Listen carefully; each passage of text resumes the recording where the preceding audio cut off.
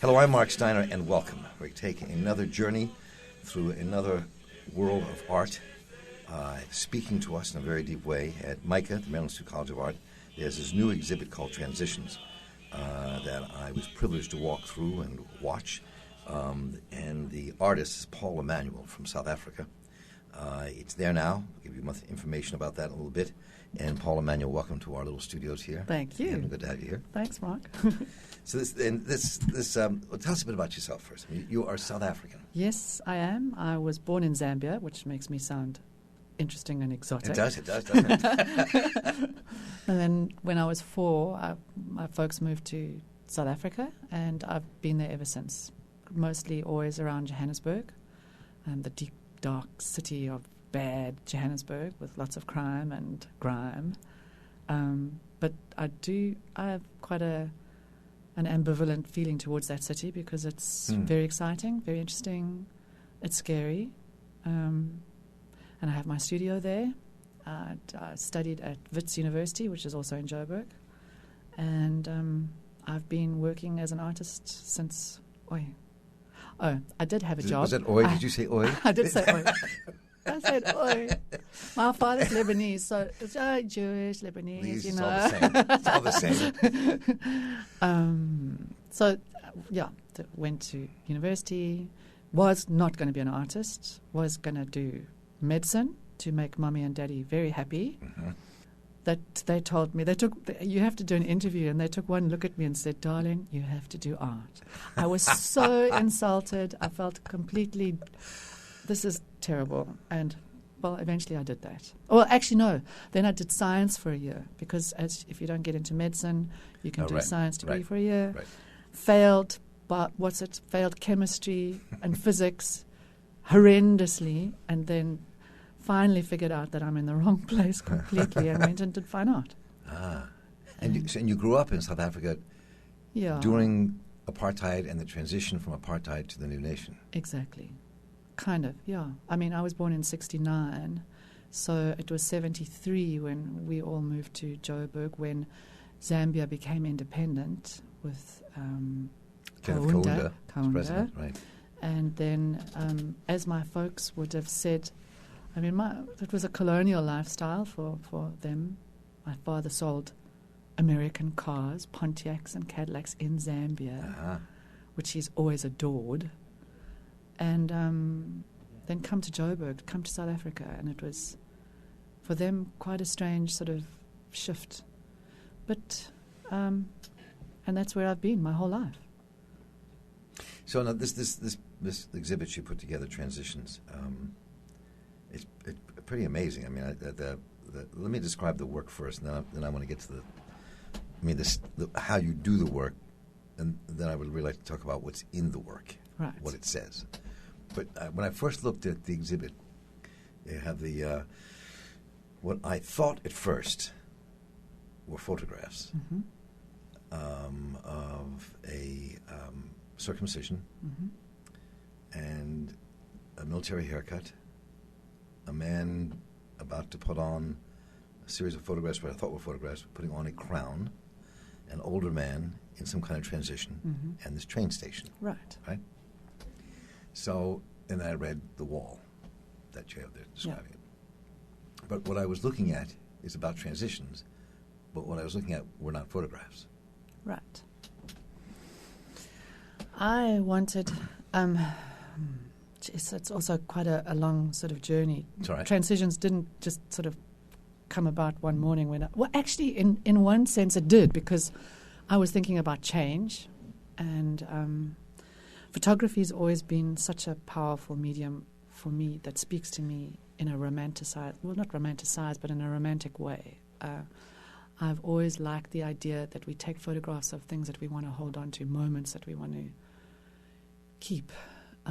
Photography kind of indulges us a little, our illusions of holding on to things that we want to keep close to us, in a sense. I think that's probably the reason why photography works for us in that way. We take photographs of our momentous occasions. And I like that idea.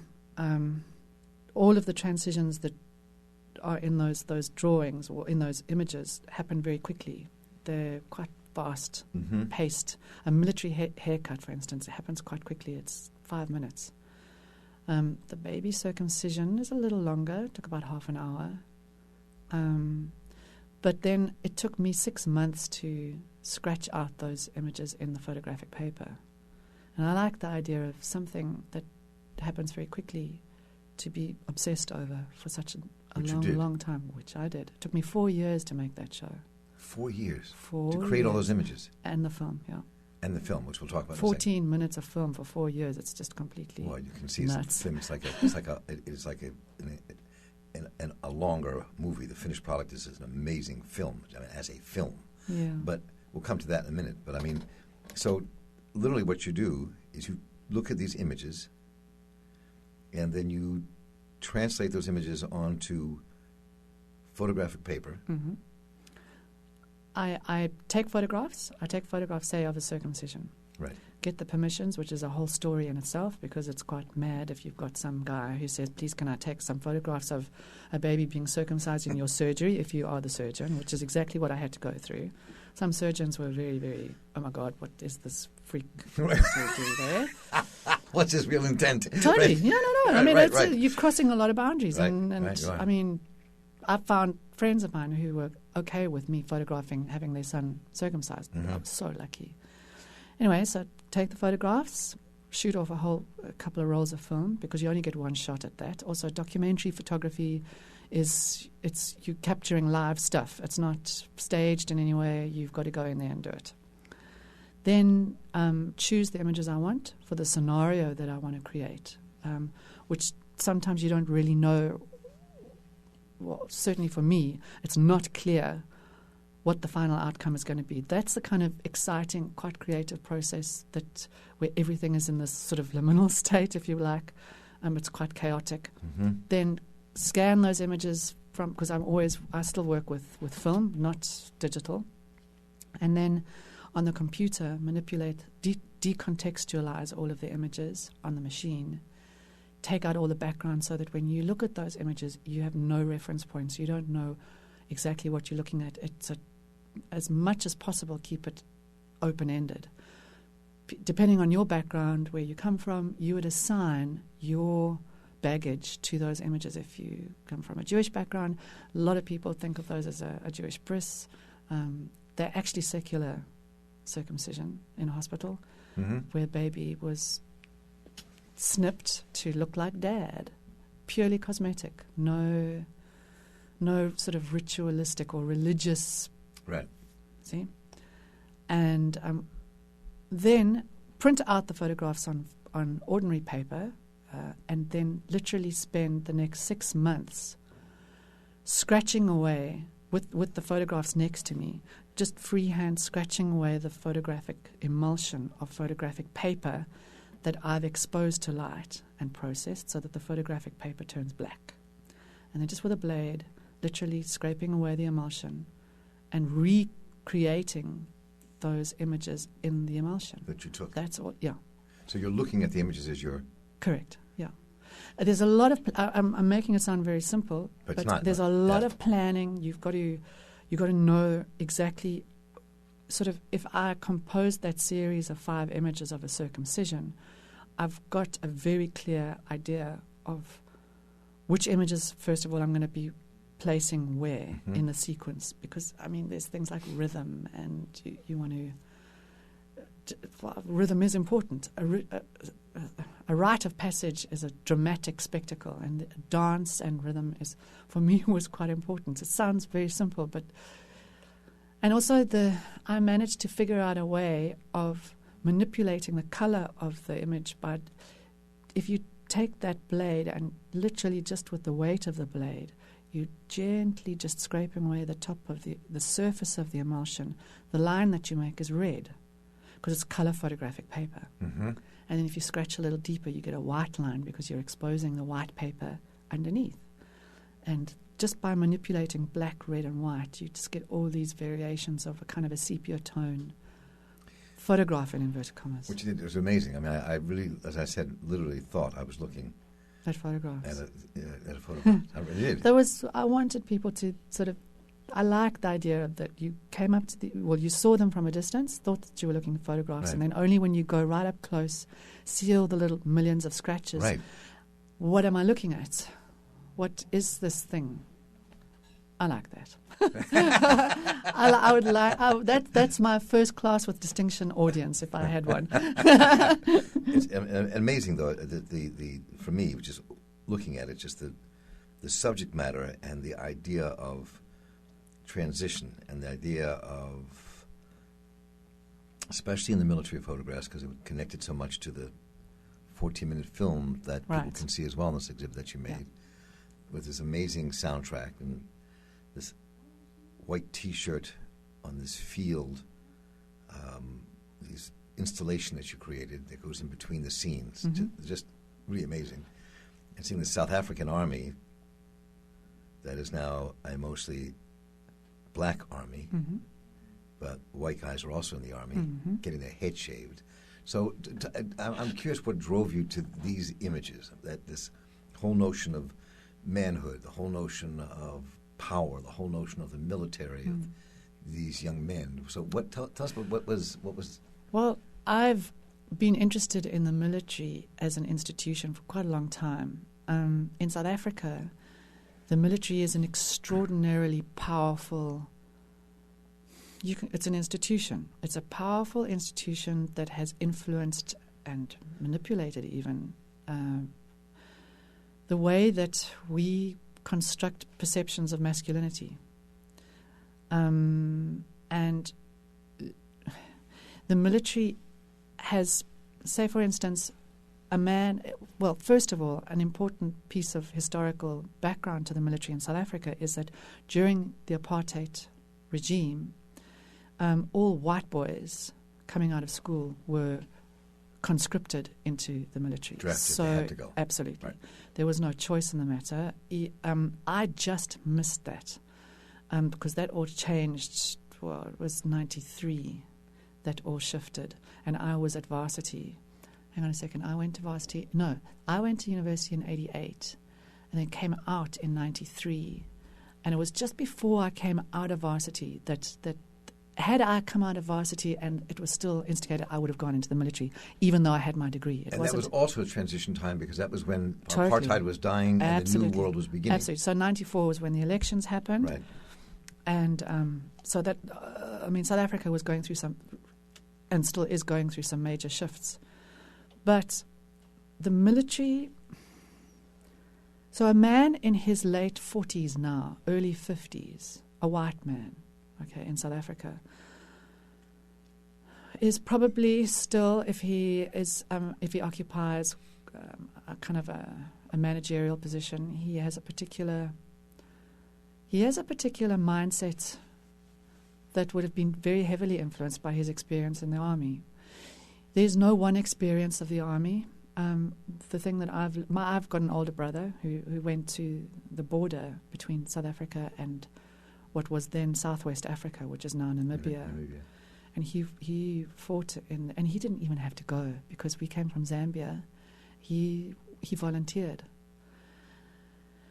And I'm gay, so I'm openly gay in South Africa, and my relationships with men and sort of broken relationships with men and feeling an incredible something happened when, I know this is going to sound very strange because it's the American connection. When the Iraq War broke out, when it started, I wanted to, somehow my own personal loss kind of coincided with a very deep sense of a collective loss that the society or the country or the world even would feel because of war. And and also, and I'm not being very articulate about that because this part of why I do what I do is always not very clear to me. A lot of the reasons why I have such deep feelings about what I do also comes from the fact that dreams influence my work.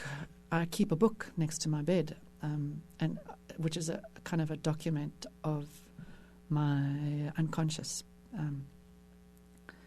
But at that time, when the Iraq War broke out, I wanted to create a memorial. I wanted a memorial that spoke about my own personal loss in relation to the collective loss of South Africa, why my relationships have broken the way they have done. Just connected something in my mind about how I am placed in this particular time and place. We are all products of our time and place. And I felt that the reasons why I felt the way I did had something to do with our history, with the history of South Africa, where we come from, why I think of myself the way I do, the issues that I have about, well, I suppose everything, and why the relationships I have had have particularly ended the way they have, was influenced by where we find ourselves from our history and from where we find ourselves at that time, and it just continues because I did a lot of research into memory. I have some very, very good friends who are scientists, and I've always been interested in latest up-to-date research into memory and how we... And I've also learned that there's this very strange thing that we have constructed around memory because of the computer age, that we think that we have this kind of filing system at the back of our heads where if we want to remember something, we just recall it and there it is, right. Which comes from the hard drive, you know. Right. And it's not like that. Latest research into memory suggests that when you remember something, you actually are refabricating it each and every time you recall something, and your relationship to that memory, no matter how deep it is and how traumatic it was, or if you lost somebody, for instance, you refabricate that each time, and your relationship to that memory changes as you get older, as you experience new things. That's why time heals certain things, and it can reopen certain wounds, and those kinds of things were very important to me. Which is why reality is not what we think it is. Totally.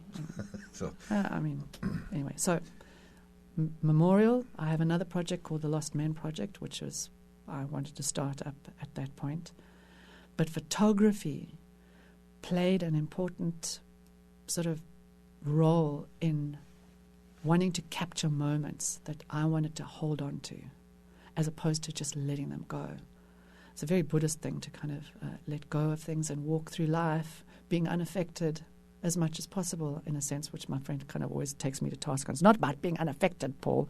Right. But even in this book, I said, what is this philosophy about just not being affected by anything?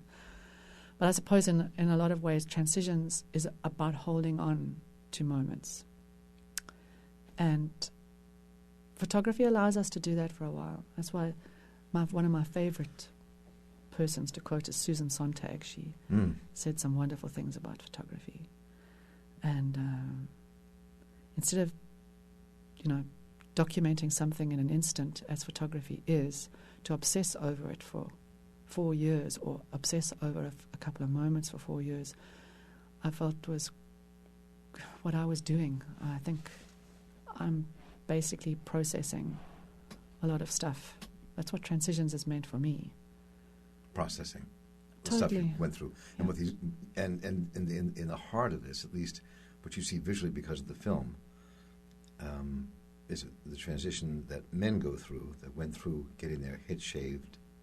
Absolutely. As they join the army. And that's the other thing. I've got to keep just for the moment with that military thing. The military, because I was interested in the military, I have always been interested in men's clothing. I think, like a lot of gay boys, being interested in clothing generally, because clothing is a signifier, very powerful signifier of who and what you are. Absolutely. And what you want to project to the world. Right. And it's also kind of molds your perceptions of yourself, how you see yourself and how you want others to see you.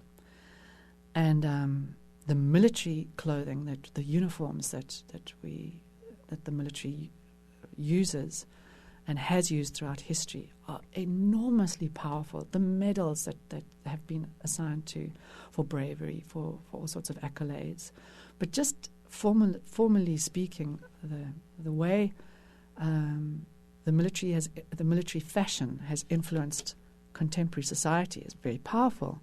Why is it sexy for a guy to be dressed in a uniform? What are the things that are being said about the warrior hero that we project to the world?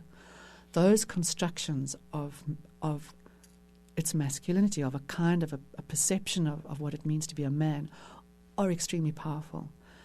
But when a guy is sitting in a barber chair, having his head shaved, just by having the crew cut, so it's not clothing maybe, but your hair is an enormous signifier of your statement and your kind of image that you project to the world. And when you're having your head shaved, you're in this very strange place. You're neither a boy leaving behind his childhood, and you're not a man who's becoming part of this big military machine. Mm-hmm. You're in this in-between kind of state.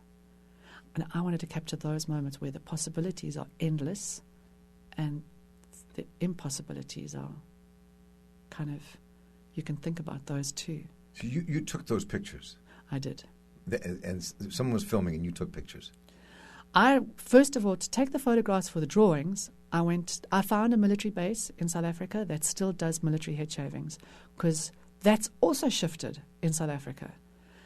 When you go to the army now, you get a little ticket and you go to the local hair salon and you had your head shaved, which sounds completely alien to what it used to be like for guys who went into the army in the 80s. So you went to the 3rd South African Infantry, yeah, where they still shave heads. I did that. And these images you had, just to describe them, what people see, these images of mostly black, not all black, a few white men in there, young white men in there as well, having their head shaved by mostly, but not solely, black hands.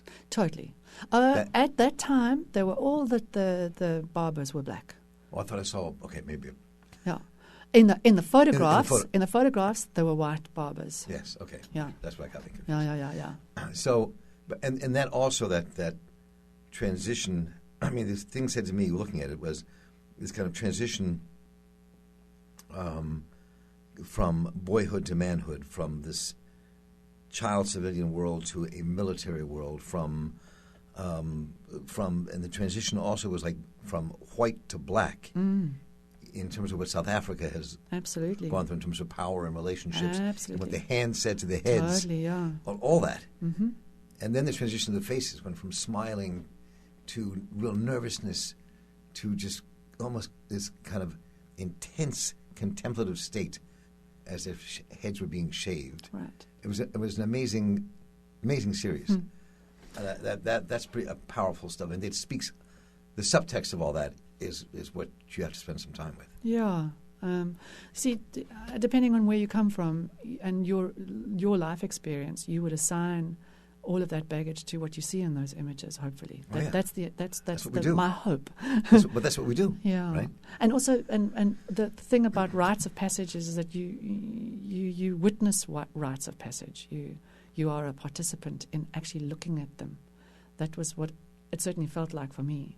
I kind of also, as somebody taking those photographs, I saw myself as a bit of an outsider. It felt very much like being an anthropologist. How did they look at you? Well, it all depends. How they, for instance, when I went to go and take, I phoned the military base to do the research. First of all, to find them. And because of my voice over the phone, they immediately thought I was a girl.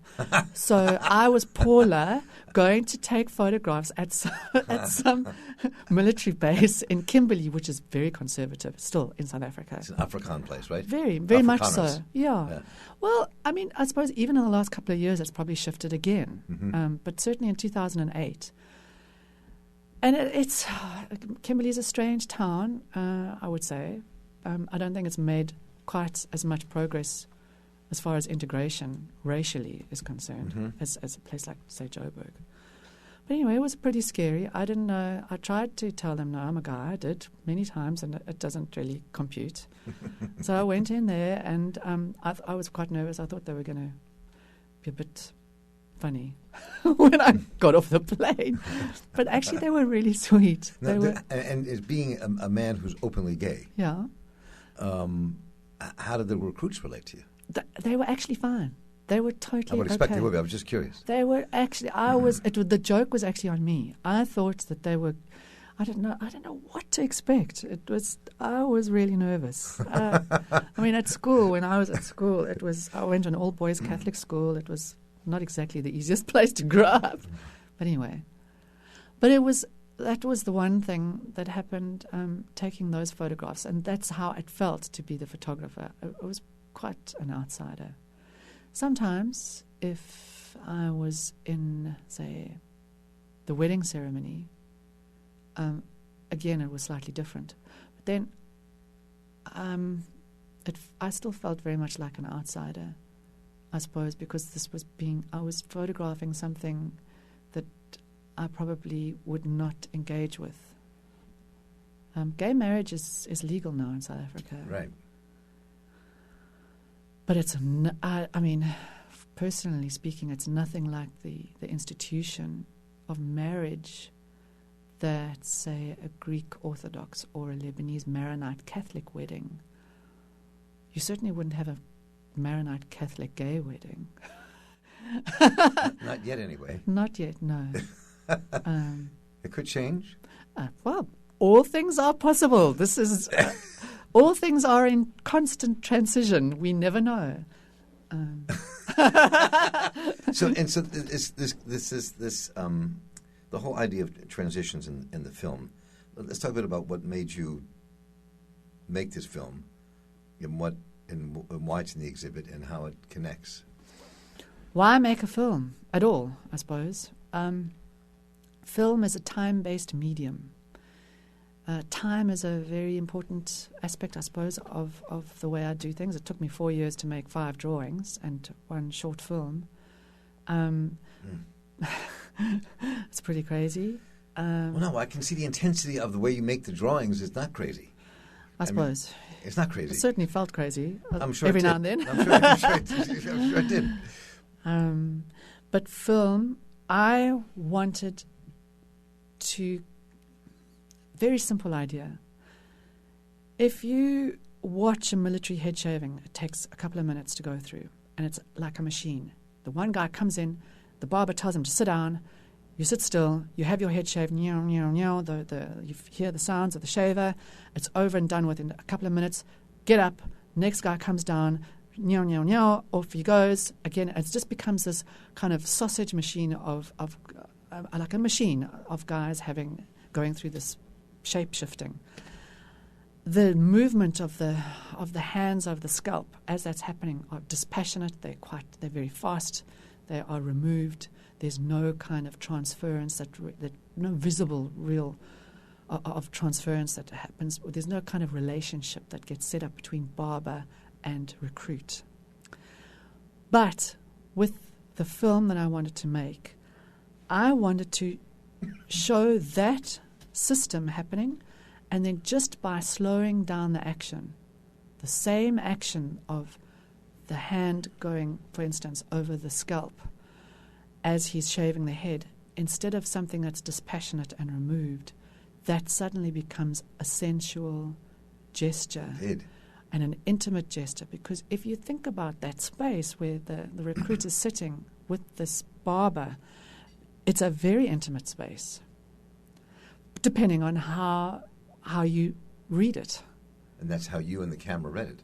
Correct. So I wanted to show both worlds. You've got this very fast, dispassionate, removed, sort of stark, correct world, and then suddenly, just by looking at it in a different way, you would see exactly the same movements in a totally different way, simply because the action has been slowed down. So that's part of your liminal idea, your notion of liminalness, if that's the word. The possibilities are endless. Because you have the stark and the sensual. Correct. Touching each other, even if they don't know they're touching each other. Absolutely. Right? Yeah. I became. I tell you, is going through this. And I mean this sincerely. I just became an instantly seduced by your work when I saw it. It's always so good to hear things like that. It's amazing, and I think that I would really encourage everyone to feel it, go see it, sit in it, watch the film a few times, and then go back out and look at the. You don't call them drawings. What do you call them? I don't really know. We've sort of agonized over this term for ages. Some people call them photograph drawings, but they are drawings, essentially, yeah. And just sit with them again and think about how they were made. And this is a long life-term project as well. And this is something that's gone on for years and has a life. It's going to continue going on, isn't it?